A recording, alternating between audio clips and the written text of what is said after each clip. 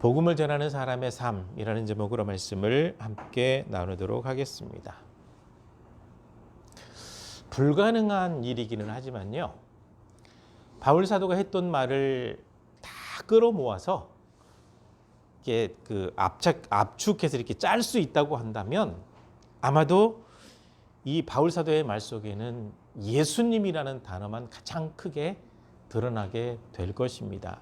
그만큼 바울 사도는 복음 전하는데 열심이었고 예수님을 전하는데 열심이었습니다. 그래서 예수 그리스도 외에는 내가 자랑할 것이 없다라고 얘기할 정도로 열심히 복음을 전했고요. 바울 사도가 그 정도로 헌신한 결과 굉장히 많은 교회들이 세워지게 되는데 이방 지역이죠. 지금 터키 지역에 있는 아시아권, 소아시아 지역, 거길 넘어서 유럽. 그래서 복음이 점점점 전해지면서 굉장히 많은 교회들이 세워졌고 그 중에 하나가 바로 고린도 교회입니다. 근데 이 복음을 전할 때 지금처럼 평안하게 복음을 전할 수 있는 상황이면 좋겠지만 그렇지 않습니다. 바울 사도가 복음 전할 때에는요, 굉장히 어려운 핍박 속에서 이 복음을 전하고 전도를 했다라고 하는 사실이죠. 이 핍박이라는 단어의 원어적인 의미는 피를 말리는 거거든요. 그러니까 피를 말린다라고 하는 것은 바로 생명의 위협을 느낀다라는 거거든요. 생명의 위협을 느끼면서도 복음을 전했습니다. 고린도 지역에서 복음을 전할 때에도 유대인들이 불량배들, 용역들을 사가지고 얼마나 죽이려고 하는지 그 힘든 가운데 복음을 전해서 세웠다라는 거죠. 그래서 정말 열심히 복음을 전했기 때문에 다른 사람들에게는 몰라도 적어도 고린도 교회 성도 여러분에게는 내가 사도입니다. 예수님의 복음을 전한 사도입니다. 라고 당당하게 말을 할 수가 있었습니다. 근데 이렇게 열심히 복음을 전한 사도 바울을 공격하는 사람들이 또 계속해서 있습니다. 시비를 걸려고 작정을 하면 얼마든지 시비를 걸 수가 있거든요. 그래서 바울 사도를 계속 공격하는 겁니다. 그래서 처음에는 먹고 마시는 걸로 공격을 하는 겁니다. 먹으면 먹는다고, 먹지 않으면 먹지 않는다고 계속 공격을 하는 거죠. 그래서 바울 사도 같은 경우는 믿음이 연약한 사람을 위해서 만약에 내가 고기를 먹는 것 때문에 믿음이 연약한 사람이 믿음을 버리는 상황이 발생한다고 한다면 그 사람을 위해서 나는 평생도록 고기를 먹지 않겠다 라고 얘기를 하죠. 그럴 정도로 먹는 부분에 있어서도 믿음이 연약한 사람을 배려하는데, 그렇지 않은 사람들은 많이 먹으면 걸신 들렸냐 라고 공격하고, 안 먹으면 또 교만하다, 지만 잘났냐 공격하고, 먹는 문제로 계속해서 공격을 한단 말이죠. 그래서 그 문제에 대해서도 내가 선택할 자유가 있다, 뭐든지 먹을 수 있다. 그렇지만 하나님의 영광을 위해서, 연약한 사람을 배려하기 위해서 기꺼이 절제하고 그 자유를 누리지 않겠다. 즉 하나님의 말씀의 테두리 안에서 다른 사람에게 상처 주거나 다른 사람을 실망시키지 않는 이 범위 안에서 먹는 것을 선택하겠다라는 거죠. 참 지혜로운 선택을 한 겁니다. 우리는 하나님의 말씀대로 선택하면 되고요. 바울 사도는 당시에 이 편지를 쓰고 있는 상황이라 성경이 완성되지 않았기 때문에 하나님의 말씀에 비추어서 믿음이 연약한 사람을 배려하는 마음에 하나님의 영광을 돌릴 수 있는 방향으로 이렇게 선택을 한 거죠. 그러니까 먹는 걸로도 계속 이 바울 사도는 다른 사람의 시비를 받았다라는 거예요. 그 다음에 또 한 가지는 결혼하지 않은 거에 대해서 또 비판을 하고 있습니다. 보니까 나도 다른 사도들이나 베드로처럼 아내를 데리고 다닐 수 있다라는 이 단어 속에 보니까 결혼도 하지 않았다고 뒤에서 수근수근 거리는 사람들이 있었던가 봐요. 그래서 나도 충분히 결혼해서 믿음의 아내를 데리고 함께 다닐 수는 있지만 하나님의 복음, 예수님을 전하기 위해서 기꺼이 결혼하는 것도 내가 포기했다. 이것은 하나님의 말씀에 있는 것이 아니라 내가 결정한 것이다 라고 얘기하면서 결혼할 수 있지만 혼자 사는 것을 선택했다.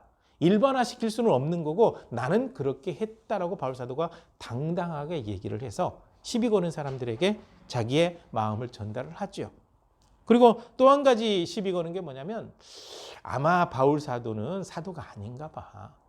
사도라고 하면 당연히 헌금 들어온 거 가운데 사역비를 받아서 전도하고 사역을 해야 되는데 헌금 하나도 안 가져가고 돈 벌어서 일을 하잖아. 사역비를 못 받잖아. 목회자로서 당연히 사례비를 못 받네? 사도가 아닌가 봐. 이것 때문에 또 수근거리는 사람들이 있어요. 그래서 바울 사도는 이런 얘기를 합니다. 내가 굉장히 많은 교회를 세웠고 많은 성도들에게 복음을 전했고 또 참되게 믿음을 가르쳤기 때문에 얼마든지 그들의 헌금을 받아다가 내가 사역에 쓸 수 있습니다. 그런 권리가 있어요. 그런데 그 권리를 사용하지 않기로 했습니다. 바울사도 개인적인 입장인 거죠. 나는 개인적으로 열심히 일을 해서 돈을 벌면서 이 사역하는 것이 너무나도 좋고 나에게는 큰 자랑거리입니다. 그러니까 나는 그냥 이렇게 일을 할 거고 내가 자격이 없어서가 아니라 그 권리를 내가 포기한 겁니다. 라고 얘기를 해서 바울사도에게 시비 거는 사람들에게 하고 싶은 얘기를 다 하는 거죠. 그러니까 이 사람들이 모이면 말이 많이 생기게 되어 있어요. 끊임없이 이런 얘기들이 나옵니다. 그러니까 모든 사람들의 말에 다 맞출 수는 없고요. 일단 핵심, 바울사도처럼 핵심을 잘 잡으면 돼요. 하나님의 말씀 중심, 하나님의 일을 하기 위해서 그 다음에 내가 마음에 자부심이 느껴지는 쪽으로 이렇게 진행을 하면 되는 겁니다. 그러니까 바울사도의 이 말을 지나치게 일반화시키게 되면 큰 어려움이 있습니다. 이렇게 감당할 수 있는 사람이 있고 그렇지 않고 다른 생각으로 다른 방향으로 진행한 사람도 있으니까 거기에 대해서 너무 일반화시키지는 말고요. 정말 중요한 것은 하나님 앞에 부끄러움이 없는 모습으로 서 있느냐 이게 중요합니다. 그리고 복음을 전하는 일에 하나님의 말씀을 가르치는 일에 헌신하고 있느냐 이것이 너무너무 중요합니다. 그러니까 바울사도 같은 경우는 뼛속까지 복음이 가득 차 있습니다. 주님께서 하신 말씀이 복음을 전하는 자들이 복음으로 말미암아 살리라고 분명히 말씀하셨습니다. 그러므로 나는 열심히 이 복음을 전하겠습니다. 이게 바울사도의 말이거든요. 그러니까 복음 전하는 일 외에 다른 데에는 관심이 없었습니다. 그러니까 이 바울사도 같은 경우 이 율법에 충실할 때 이 유대인들의 무리 속에 들어가 있어서 예수님을 대적하는 편에 서 있을 때에는 예수님이 이단이고 잘못되었다라고 생각을 했습니다. 분명히 구약의 말씀대로 이루어져서 예수님께서 이 땅에 오셨는데 그랬음에도 불구하고 메시아로 받아들이지 못하고 당연히 잘못됐다라고 생각을 했습니다. 그래서 엄청나게 핍박을 했고 예수님 믿는 사람들을 잡아다 죽이는데 앞장섰는데 다마스커스로 올라가다가 예수님 만나고 거기에서 바울사도가 완전히 깨져버립니다. 복음으로 깨진 거죠. 예수 그리스도를 인격적으로 만난 거죠. 그리고 난 다음에 아하, 예수님 외에는 이 땅에 소망이 없구나. 예수님 외에는 인생들에게 소망이 없구나. 이것을 느끼고서는 예수님을 전하는 이 일에 굉장히 헌신을 하게 됩니다. 그래서 예수 그리스도의 십자가의 죽으심과 그 부활 외에는 전하지 않겠다. 그래서 구약에 있는 내용들을 쭉 설명하고 반드시 예수님 사건으로 연결시켜서 예수님을 전해서 믿게 하는 거예요. 이게 바울사도의 핵심적인 사역이었습니다.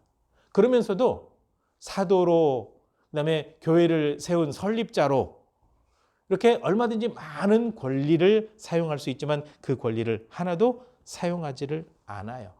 그러면서 복음을 전하는 사람의 참된 본을 보여준 사람이 바로 사도 바울입니다. 복음을 전하는 사람의 삶이 어때야 될 것인가? 첫째는요, 바울 사도가 분명히 오늘 본문 말씀에 고백하고 있습니다. 이 복음을 전하는 것은 나의 사명입니다라는 거죠. 하나님께서 이 바울 사도를 선택하셨습니다. 이방인들에게 복음을 전하는 이방인의 사역자로 사도로 선택을 하셨습니다. 그리고 너는 내 이름을 이방에 전해라 라고 분명히 사명을 주셨습니다. 그래서 바울 사도는 이 복음 전하는 것이 자기 자신의 사명이라고 느꼈습니다. 그래서 이 복음을 내가 전하지 않는 것은 죄다라고 이렇게 생각을 하게 되었죠. 바울 사도의 마음속에 그것이 들어있는 겁니다. 복음 전하라고 부름을 받았는데 복음을 전하지 않는 것은 하나님 앞에 죄를 짓는 거다. 바울 사도는 하나님께 부름받아서 사도가 되었습니다. 이방인의 사도입니다. 즉 이방인에게 예수님을 소개하는 사람입니다. 그러므로 이 바울 사도는 어느 곳에 가든지 그 일에 충실하게 돼요. 굉장히 열심히요. 물론 유대인들 만나도 전도합니다. 율법학자들도 유대인들인데 그들을 만나도 전도합니다. 이방인들 만나도 전도합니다. 자기를 죽이려고 하는 사람들을 만나도 전도합니다. 끊임없이 전도하고 복음을 전합니다. 이것이 사명입니다. 그래서 내가 자랑할 것이 없는 이유는 내가 할 일이기 때문에 자랑하지 않습니다. 나는 상을 바라고 이것을 한 것이 절대로 아니고 이것은 나의 사명입니다. 라는 거죠. 우리 신앙인들이 이 부분을 좀 생각을 했으면 좋겠습니다. 복음 전하는 것은 일단 사명입니다. 모든 믿는 사람들의 사명이거든요. 굉장히 중요합니다. 하나님께서 쓰시는 방법이 전도에 미련한 방법이거든요. 전도에 미련한 방법은 하나님의 기적, 이것이 아니라 사람의 지혜와 말과 행동, 하나님의 말씀을 전하는 그런 도구적인 삶, 이것을 통해서 이루어지는 것이 전도이거든요. 그래서 교회에 데리고 오는 것은 인도이고 진짜 예수님에 대한 복음을 전하는 것과 주님의 계심을 알려주는 것이 진짜 전도거든요. 바울 사도는 거기까지예요. 그래서 말씀을 통해서 예수님을 전하고 함께 기도하고 말씀을 가르칠 때 그들이 성령의 충만함을 받았거든요. 이 사명을 끊임없이 이 바울 사도는 감당했다라는 겁니다. 바울 사도는 복음 전하는 것이 사명이라고 생각했습니다. 이 땅을 살고 있는 우리 신앙인들이 복음 전하는 것이 사명이라고 느껴야 됩니다.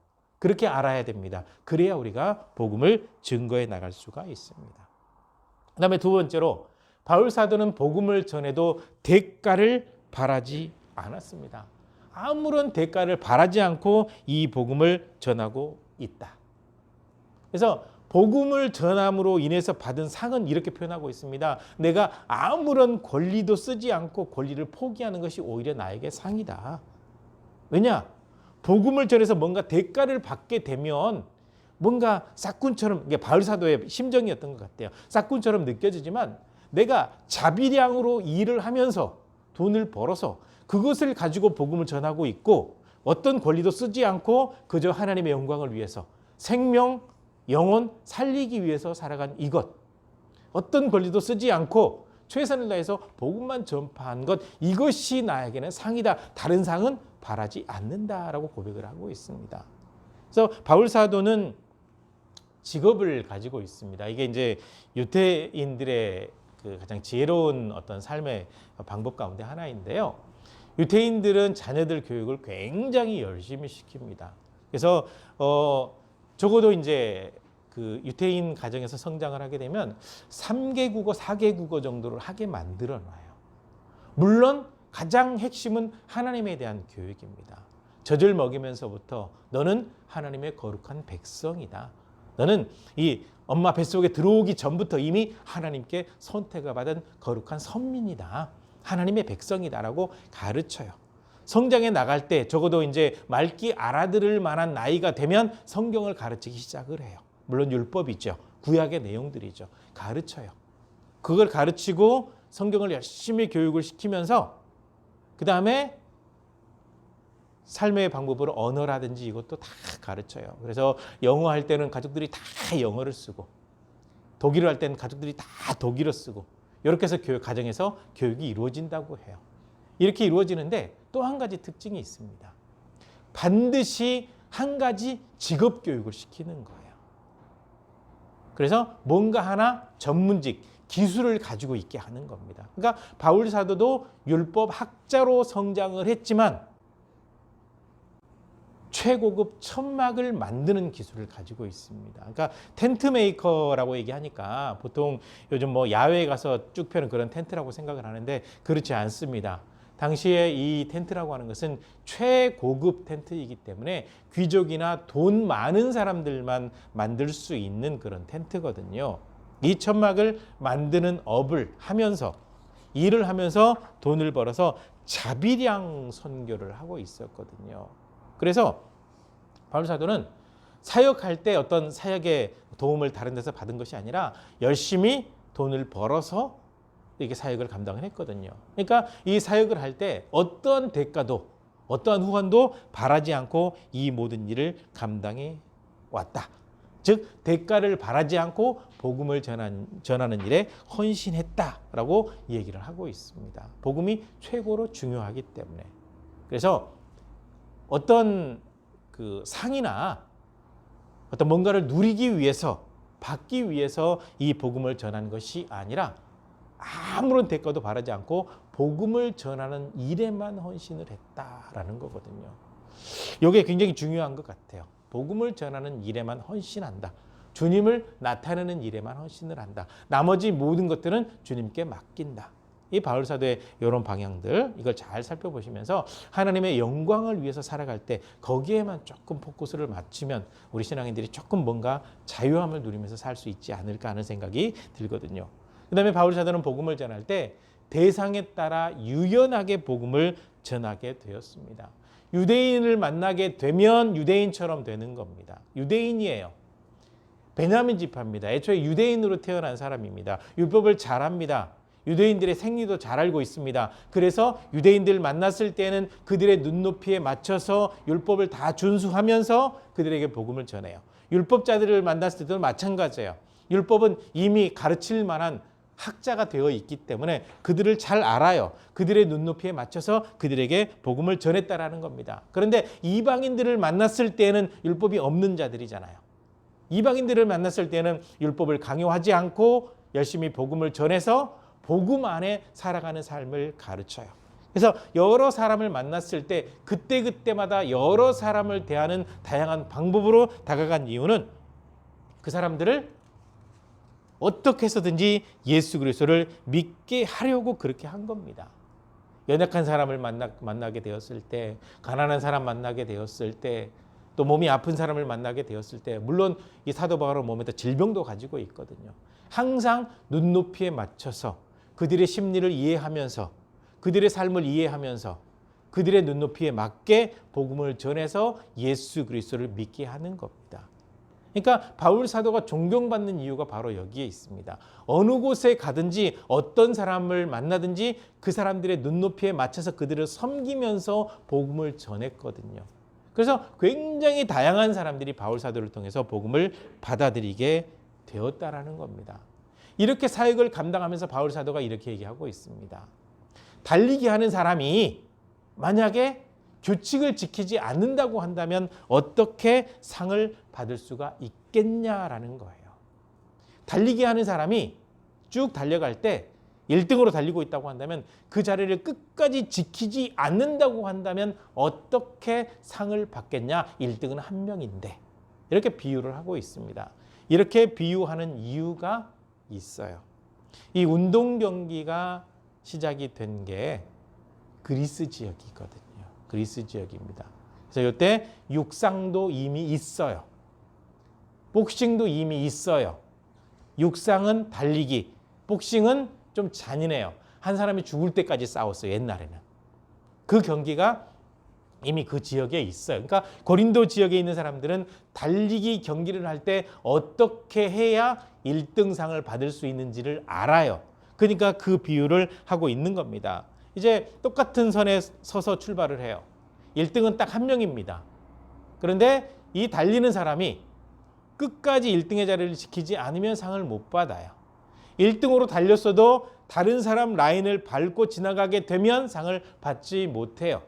약물을 쓰거나 뭔가 반칙을 하게 되면 상을 받을 수가 없어요. 바로 그 부분입니다. 그래서 바울 사도가 어떤 반칙도 어떤 대가도 바라지 않고 이 복음을 내가 열심히 전하는 이유는 끝까지 내게 주어진 사명을 페어플레이 정신, 가장 건전하게, 가장 깨끗하게 끝까지 이 일을 수행해야 내가 하나님 앞에 부끄러움이 없이 설 수 있기 때문에 이렇게 복음을 전하고 있다라고 얘기를 하죠. 그다음에 또 한 가지 예를 들고 있습니다. 복싱을 예로 들어요. 복싱을 해요. 복싱을 하는데 계속 허공만 치고 헛주먹만 날리게 되면 어떻게 이길 수 있냐? 정확히 상대방을 가격을 해서 넘어뜨려야 이길 수가 있지 않겠냐라는 거예요. 그래서 헛된 짓 하지 않고 시간 낭비하지 않고 정확히 하나님께서 원하시는 뜻에 맞춰서 이 모든 일을 감당하고 있다라는 겁니다. 복음을 전하는 자의 삶을 살아갈 때 절대로 반칙이나 다른 방법을 쓰지 않았다라고 얘기를 하고 있습니다. 정해진 대로, 성경대로, 거짓말을 섞지 않고 내 생각을 섞지 않고 오직 참된 복음만, 내 권리를 주장해서 내 주머니만 채우는 것이 아니라 모든 권리를 다 내려놓고 복음을 전하는 데에만 집중. 이렇게 되는 겁니다. 그러니까 지금 교회가 제대로 되었냐 그렇지 않느냐를 판가름할 수 있는 기준이 딱 여기에 나오고 있습니다. 한국교회 한번 비춰보십시오.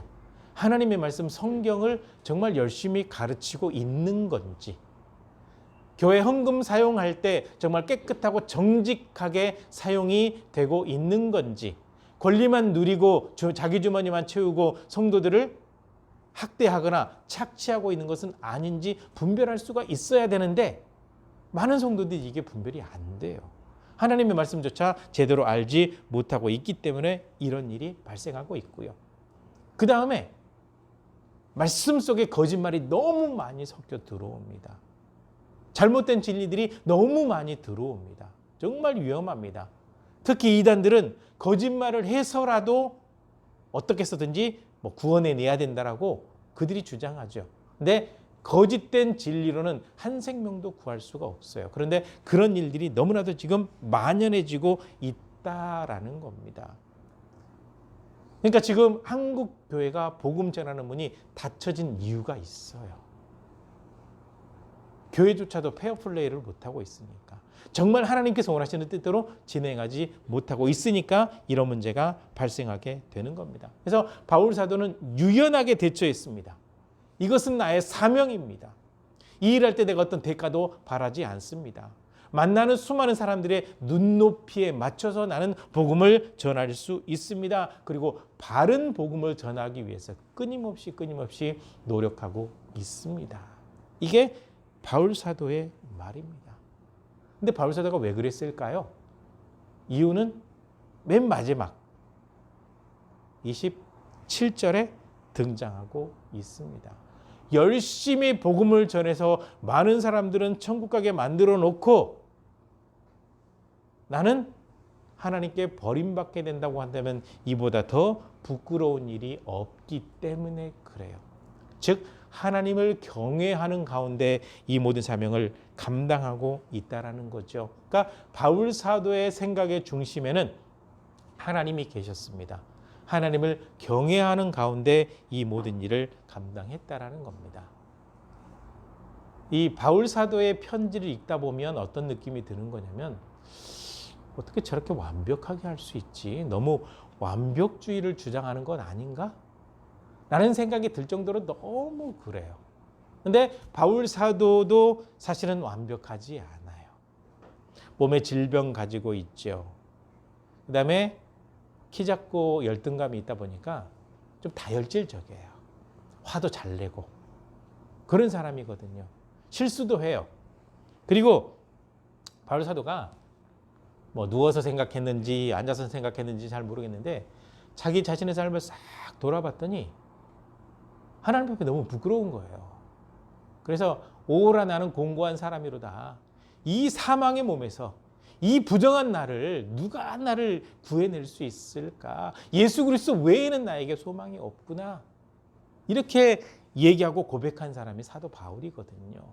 그러니까 이 바울 사도 스스로 완벽해서 이렇게 완벽하라고 쓴 것이 아니라 적어도 하나님의 백성이 되었다고 한다면 하나님의 뜻이 무엇인지는 알고 거기에 맞춰서 살아가는 삶을 계속해서 훈련해 나가야 된다는 겁니다. 이 편지의 목적이 바로 거기에 있습니다. 이 편지 받아서 한번 읽었으니까 완벽해지세요. 무조건 완벽해야 됩니다. 그 얘기가 아니라 편지를 읽으면서 자기 자신의 삶을 돌아보고 했던 언행도 돌아보고 이 삶의 어떤 결실 이 부분도 돌아보면서 과연 이것이 하나님께 영광 돌리는 옳은 방향인가? 비추어서 생각을 해보라는 거예요. 성경의 목적이 바로 거기에 있습니다. 성경을 통해서 우리의 삶을 비추어 보는 거예요. 잘못된 부분에 대해서는 회개해야 돼요. 고쳐 나가야 돼요. 조금씩 고쳐 나가다 보면 어느 순간 확 변해져 있거든요. 아무런 변화가 없는 것 같은데 변화되어져 있어요. 참 놀랍습니다. 제가 농사를 좀 지었거든요. 농사를 짓는데 이 논에 보면 피가 있어요. 피. 이 벼보다 훨씬 위로 우자라는 거 있거든요. 그래서 논에 딱 가서 보면 피가 굉장히 많거든요. 그래서 뽑아야 돼요. 이 하루 종일 뽑고 나면 손 주먹도 잘 안 쥐어집니다. 그래서 이제 쭉 뽑아가요. 한참 뽑아가다가 너무 힘들어서 뒤를 싹 돌아보면 얼마 안 한 것 같은데 뒤에는 깨끗해요. 피를 다 뽑았으니까. 네. 앞에를 보면 막막한데 뒤를 돌아보면. 그러니까 하나님의 말씀에 비추어서 우리가 조금씩 고쳐가다 보면 완벽한 그런 모습은 천국 가야 이루어지겠지만 이 땅에서는 완벽할 수는 없지만 조금씩 예수 그리스도를 닮아가는 거예요. 바울 사도가 원하는 것이 바로 거기에 있습니다. 적어도 복음을 전하는 사람이라고 한다면 완벽하게 지금부터 시작 이 완벽이 아니라 조금씩 말씀의 거울에 비추어서 내 자신을 살피면서 하나씩 고쳐가다 보면 어느 순간 예수님을 닮아 있고 어느 순간 혹시 교회 다니는 분이세요? 혹시 목사님이세요? 권사님이세요? 장로님이세요? 이 말을 듣게 되는 순간이 오게 된다라는 거예요. 바로 그 부분, 그런 성장을 바라는 마음에 이 편지를 쓰고 있다는 사실을 알아야 됩니다. 완벽주의가 아니에요. 이 말씀에 비추어지니까 못하겠네. 이게 아니라 조금씩 해나가다 보면 바울 사도가 예수 그리스도를 만나고 처음 복음 전할 때 많은 혈기가 있고 그런 게 있었지만 점점 시간이 흘러가면서 더 예수님을 닮아가고 이전의 것들을 버리면서 성장해 나갔던 것처럼 바울 사도도 그때 당시 성도들이 오늘을 살고 있는 성도들이 이 말씀에 비추어서 복음을 전하는 자의 삶으로 준비되어져 가기를 원하는 간절한 마음이 여기에 담겨 있습니다. 그러므로 완벽주의를 원하는 것이 아니라 말씀의 거울에 비추어서 우리의 삶을 조금씩 고쳐 나가야 된다는 거예요. 이것이 바로 이 땅을 살아가고 있는 모든 성도들, 복음을 전하는 사명을 감당해야 되는 사람들이 살아야 될 삶의 모습이라는 겁니다. 이것이 대단히 중요합니다. 세상 사람들 속에 예수님이 없기 때문에 예수님을 전해야 돼요. 그렇기 때문에 복음을 전하는 사람이, 예수님을 믿는 사람이 어떻게 살아가느냐, 어떻게 섬기느냐, 이것도 중요하고요. 그 다음에 입을 통해서 하는 말이 무엇이냐, 이게 중요한데 적어도 우리가 하는 말은 복음이 담겨 있어야 된다는 거죠. 그렇게 되어질 때 많은 영혼들이 예수 그리스도를 믿고 구원받게 되는 놀라운 역사가 나타나게 되는 겁니다. 바울 사도는 복음을 위해서 살았습니다. 우리 예수님을 믿는 모든 사람들이 이제는 바울 사도의 이 발자취를 따라서 복음을 전하는 사람의 모습, 주님의 영광을 드러내는 모습, 주님께서 원하시는 대로 한 생명이라도 더 살리는 이 모든 일에 헌신할 수 있는 그런 모습이 되는 그 신앙이 되어야 교회가 세상의 소망과 희망이 될 수 있습니다. 이 말씀을 잘 기억하시면서 나는 이 땅에서 복음을 전하는 자, 예수 그리스도를 믿는 사람으로 어떻게 살아갈 것인가, 그것을 잘 생각하고 고민하시는 가운데 말씀의 거울에 비추어서 조금씩 주님 앞에 성장된 모습으로 나가는 거룩한 성도들이 되시기를 주 여러분을 간절히 부탁을 드립니다. 기도하시겠습니다.